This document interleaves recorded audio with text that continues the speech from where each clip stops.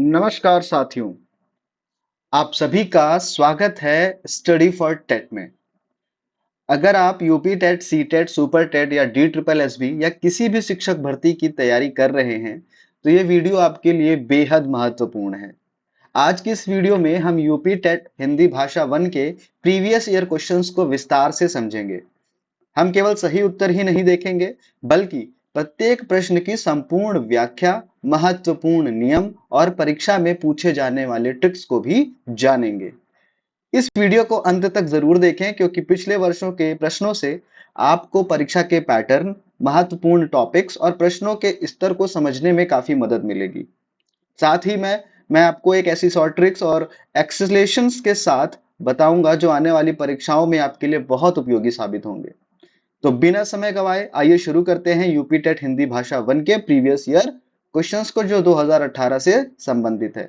अगर वीडियो पसंद आए तो लाइक, शेयर और चैनल को सब्सक्राइब करना ना भूलें। तो चलिए शुरू करते हैं आज के महत्वपूर्ण सेशन और देखते हैं हमारे पास पहला क्वेश्चन कौन सा है।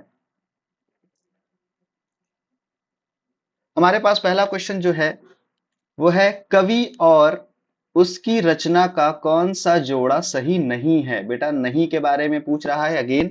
तो इसमें कोई तीन चीज होगी जो रिलेट करेगी और एक चीज जो है वो रिलेट नहीं करेगी। ठीक है, तो शिवराज भूषण, भूषण जी की ही रचना है, तो ये तो सही है। शब्द रसायन देव की है, ये भी एकदम सही है। परिमल जो है वो सूर्यकांत त्रिपाठी निराला की है, ये भी एकदम करेक्ट है। उद्धव शतक के बारे में अगर बात करें, उद्धव शतक जो है वो भारतेंदु हरिश्चंद्र जी की नहीं है। ये किसकी है बेटा? ये है जगन्नाथ दास,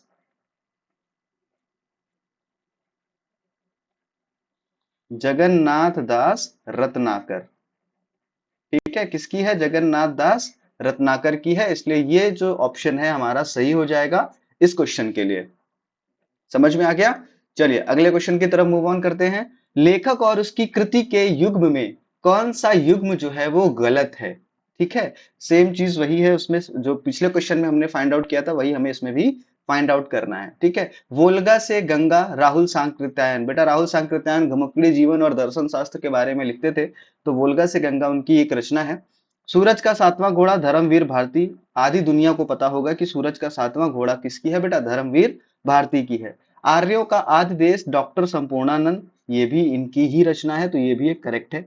दर्शन दिग्दर्शन, मैंने भी बताया ना, राहुल सांकृत्यायन दर्शन और यात्रा वृतांत के लिए फेमस थे, तो ये जो रामचंद्र शुक्ल की लिखा हुआ है ये नहीं है, ये भी किसकी है बेटा?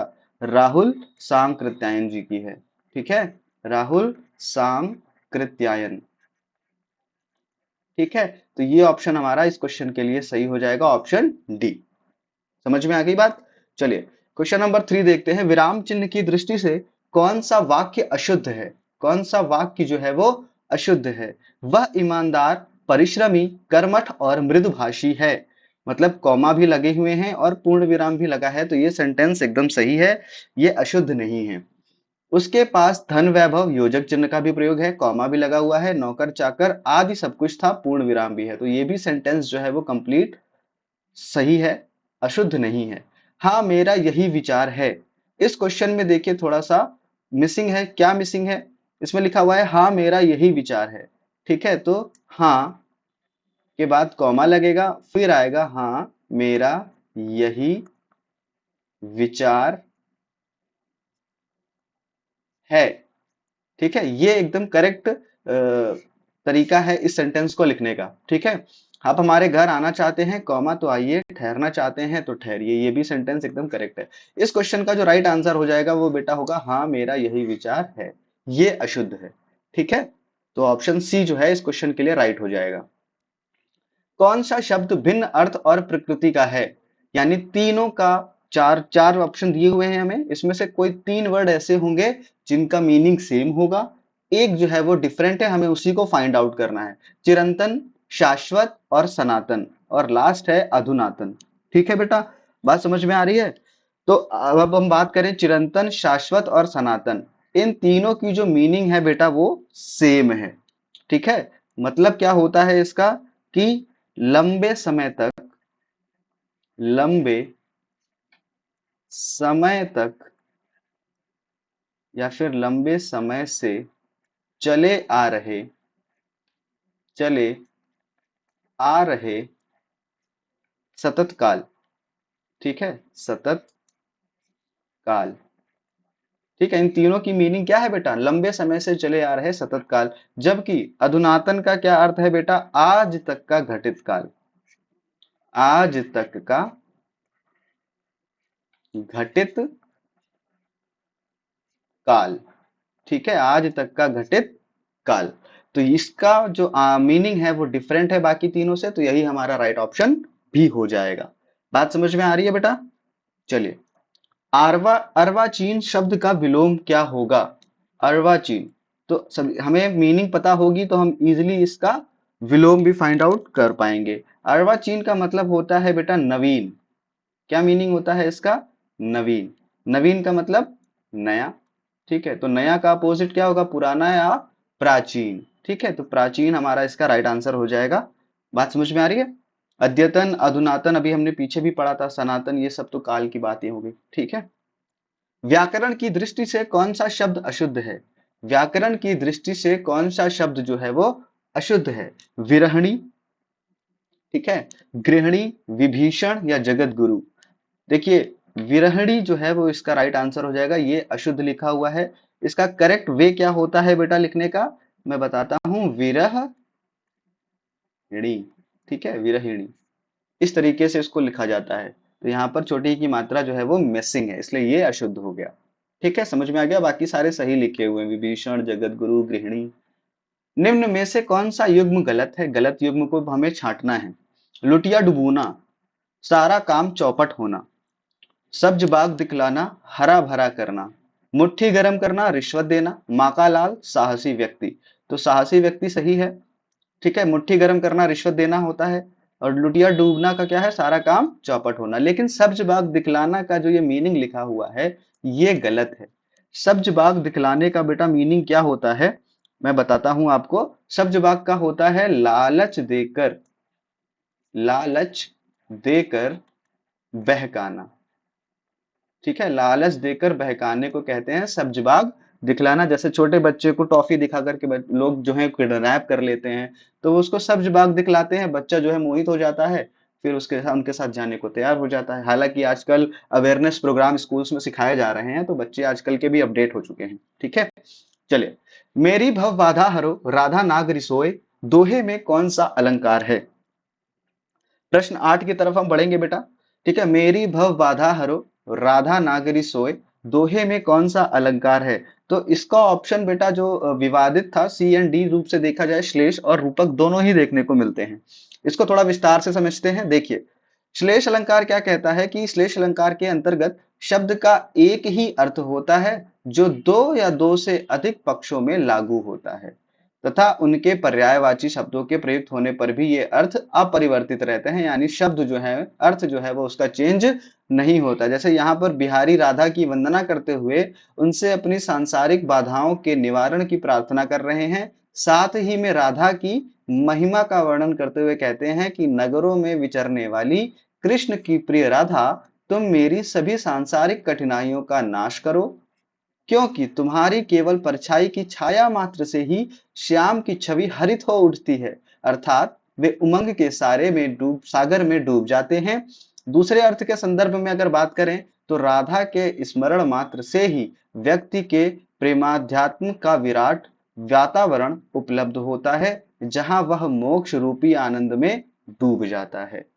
ठीक है, तो इसीलिए इसका राइट आंसर बेटा क्या हो जाएगा? ऑप्शन सी और डी दोनों हो जाएंगे। ठीक है, समझ में आ गया? चलिए आगे बढ़ते हैं। गौशाला में कौन सा समास है?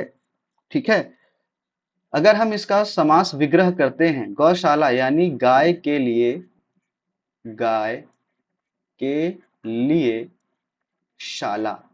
ठीक है, गाय के लिए शाला। शाला मीन्स होता है रहने का स्थान। ठीक है, रहने का स्थान, गाय के लिए शाला। ठीक है, बात समझ में आ रही है? गाय के लिए शाला। तो इसमें हमने देखा के लिए यूज हो रहा है, तो कारक जैसा कुछ सुनाई दे रहा है ना, कर्ता ने कर्म को करण के लिए संप्रदान से, है ना? बात समझ में आ रही है? तो इसमें अगर हम इसका फाइंड आउट करेंगे तो तत्पुरुष समास जो है वो निकल के आएगा, लेकिन कौन सा? संप्रदान तत्पुरुष। संप्रदान तत् सॉरी तत्पुरुष। ठीक है, संप्रदान तत्पुरुष समास जो है वो निकल के आएगा, इसलिए 9 का ऑप्शन ए हो जाएगा तत्पुरुष। ठीक है, हमें इतना डीप इसमें नहीं दिया हुआ है, फिर भी हमें पढ़ना चाहिए। देशभक्ति में कौन सा समास है? देशभक्ति यानी देश की भक्ति, देश की भक्ति। ठीक है, देशभक्ति यानी देश की भक्ति। इसमें क्या आ रहा है? संबंध, का की के रारी रे आ रहा है ना, हाँ, संबंध तत्पुरुष। इसमें भी संबंध तत्पुरुष आ रहा है। देखिए हम इसलिए बता दे रहे हैं कि अगर आपको क्वेश्चन में तत्पुरुष ना लिखा मिले, संबंध तत्पुरुष या उसके सारे जो भेद हैं वो लिखे मिले, तो आप कंफ्यूज ना हो। ठीक है, इसलिए अभी तो यहाँ तत्पुरुष है, आप इजिली फाइंड आउट कर लेंगे, लेकिन जब इसके संबंध मतलब इस तरीके से दिया रहेगा तो आप कंफ्यूज हो सकते हैं, इसलिए पढ़ना बहुत जरूरी है हमें डीपली। प्रागैतिहासिक में किस उपसर्ग का प्रयोग है? प्रागैतिहासिक में किस उपसर्ग? उपसर्ग क्या होते हैं बेटा? देखो मैं बताता हूं, उपसर्ग क्या होता है। उपसर्ग जो शब्द के पहले लगकर, ठीक है, शब्द के पहले लगकर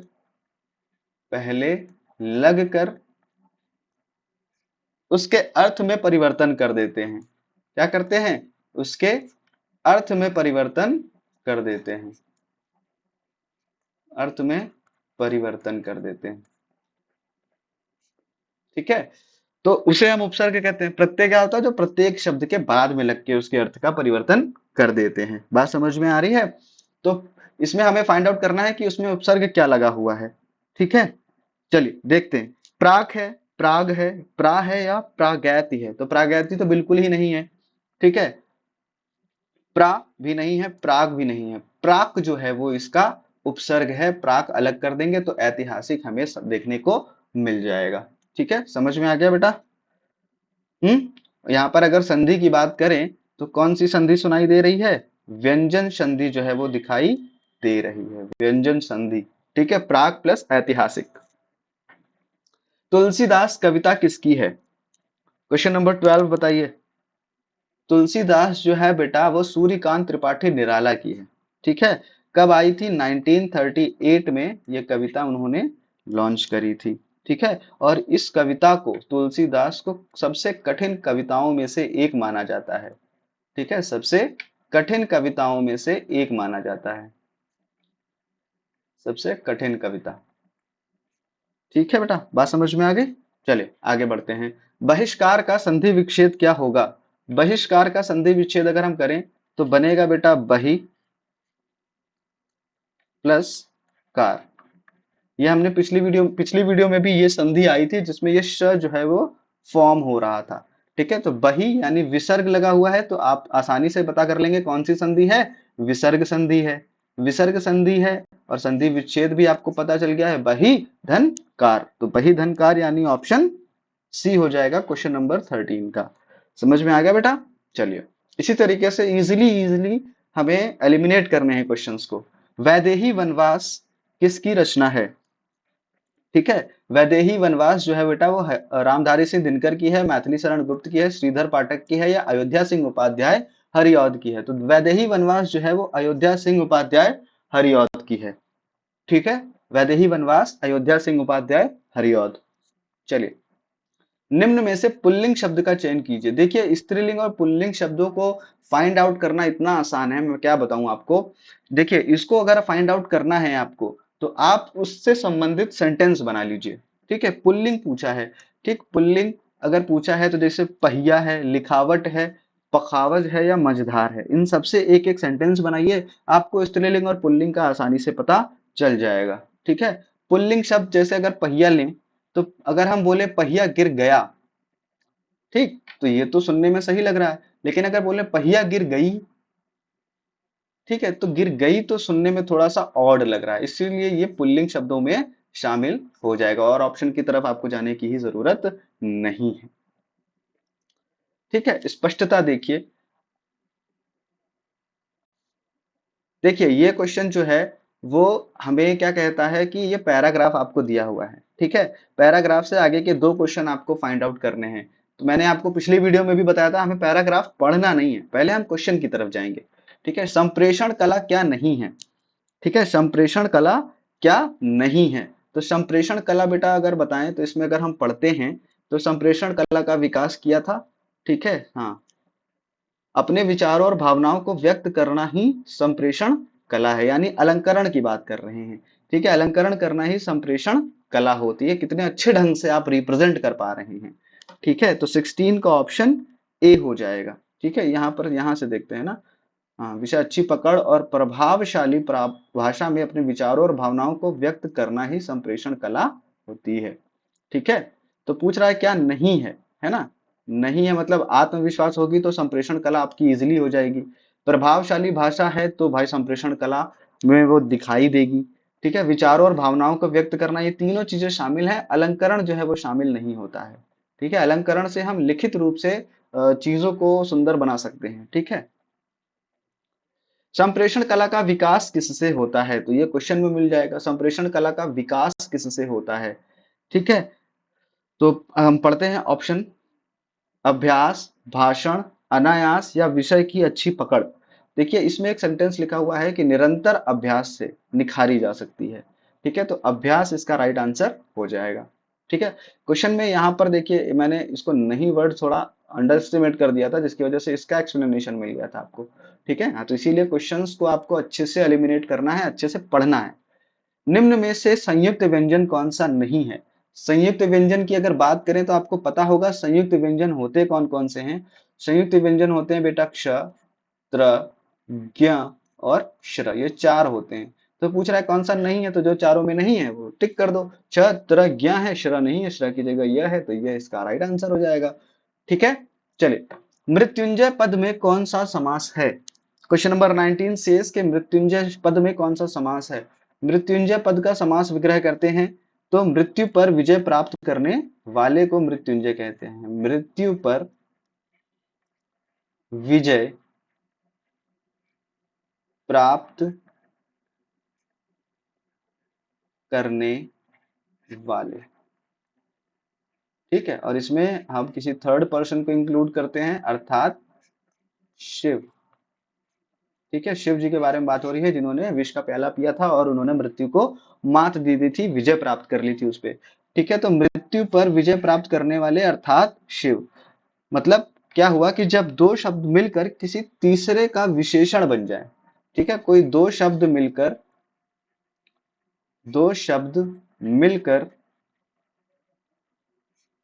तीसरे का विशेषण बन जाए, ठीक है। तो वहां पर कौन सा समास होता है बेटा, बहुब्रीहि समास होता है, ठीक है। बात समझ में आ गई। बहुब्रीहि को इस तरीके से याद कर लो कि उनकी बहुत ही विशेषता बताई जाती है, ठीक है। दो शब्द मिल करके तीसरे शब्द की विशेषता बताएंगे, वहां पर बहुब्रीहि समास होगा, ठीक है। अलंकार में किस उपसर्ग का प्रयोग किया गया है, ठीक है। अगर हम इसको अलग करते हैं बेटा, अलग करें तो बनेगा अलम, ठीक है, अलम प्लस कार, ठीक है। तो अब आपको समझ में आ गया उपसर्ग क्या होता है, जो पहले लग के शब्द का अर्थ बदल देते हैं। तो अलम ऑप्शन डी इसका राइट हो जाएगा, ठीक है। अच्छे से पढ़ाई करनी है, क्वेश्चंस को इजीली हैंडल करेंगे। यह पुस्तक किसकी है में रेखांकित शब्द का पद परिचय बताइए, ठीक है। यह पुस्तक में जो रेखांकित शब्द है वो है यह, ठीक। अब बताइए यह पुस्तक किसकी है में रेखांकित शब्द का पद परिचय क्या होगा। सार्वनामिक विशेषण होगा, सर्वनाम एकवचन स्त्रीलिंग होगा, ठीक है, या फिर गुणवाचक विशेषण एकवचन, या संबोधन अव्यय। संबोधन अव्यय तो बिल्कुल भी नहीं है, ठीक है। गुणवाचक विशेषण गुण नहीं बता रहा है, ठीक है। सर्वनाम एकवचन स्त्रीलिंग नहीं है, ठीक है, या हो भी सकता है, ठीक है। अभी हम इसको एलिमिनेट करेंगे अच्छे से। यह पुस्तक किसकी है अगर बात करते हैं तो सार्वनामिक विशेषण यानी पुस्तक विशेष और एकवचन और स्त्रीलिंग में शामिल होगा, ठीक है। ये भी ऑप्शन देखो मैच कर रहा है, बट पुस्तक विशेष ये जिसने यहाँ पर क्लासिफाई कर दिया है, जिसकी वजह से आंसर सही हो गया है। बात समझ में आ रही है।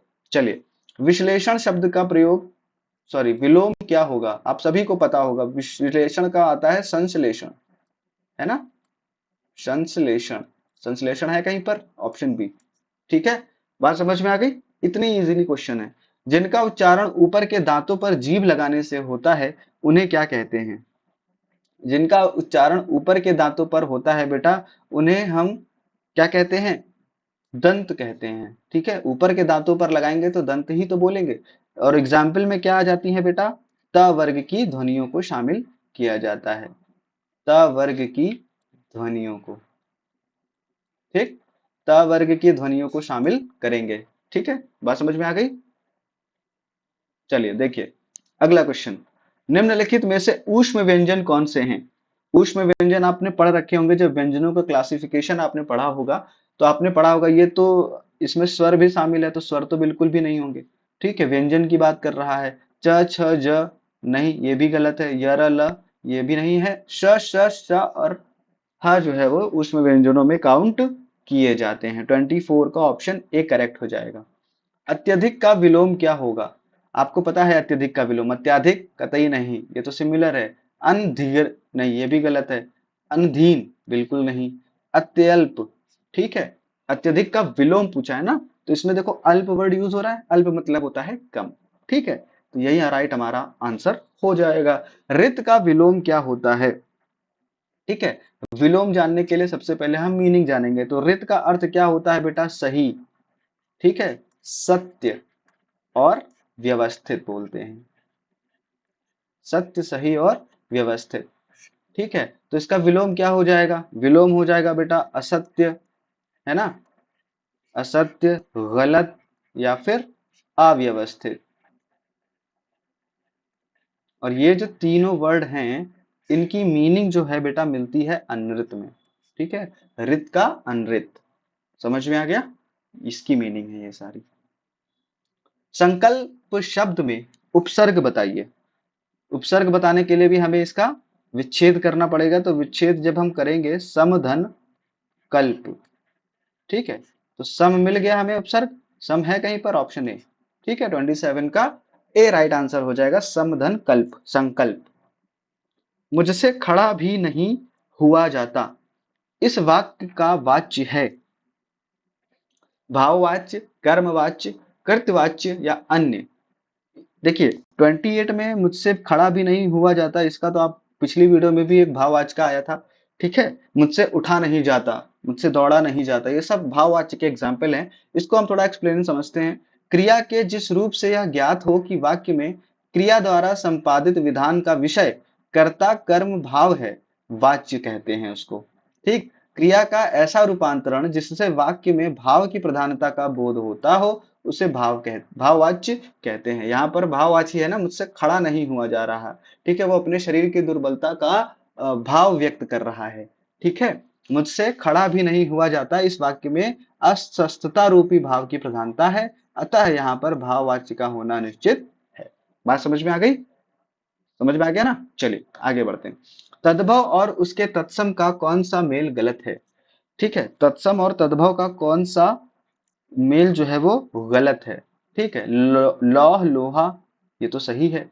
ओष्ठ होंठ ये सही है। लावण्य लावण्यता ये गलत है बेटा, क्योंकि लावण्य का मतलब क्या होता है? लवणता होती है ना? इसका सही क्या हो जाएगा? लवणता। आदेश अनुदेश ये भी सही है। ठीक है, बात समझ में आ गई? लेखक और उसकी रचना का कौन सा जोड़ा जो है वो गलत है? संस्कृति के 4 अध्याय रामधारी सिंह दिनकर की है, ये बात एकदम सही है। हमें गलत फाइंड आउट करना है ना, तो सही वालों को छोड़ देंगे। स्वराज्य रंजन आचार्य महावीर प्रसाद द्विवेदी जी की है, ये भी एकदम करेक्ट है। स्वराज्य रंजन जो है वो आचार्य महावीर प्रसाद द्विवेदी की रचना है। स्कंदगुप्त जो है लक्ष्मी नारायण मिश्र की नहीं है बेटा। ठीक है, स्कंदगुप्त किसकी है? जयशंकर प्रसाद की है। पढ़ रखा होगा आप लोगों ने 10th क्लास में भी। ठीक है, जयशंकर प्रसाद की, जयशंकर प्रसाद की रचना है स्कंदगुप्त। ये गलत है, इसीलिए यही राइट आंसर भी हमारा फाइंड आउट हो जाएगा। अशोक के फूल आचार्य हजारी प्रसाद द्विवेदी की है, ये भी आपको पता होगा। ठीक है, चलिए ये रहे 2018 के हिंदी के प्रीवियस ईयर के क्वेश्चंस।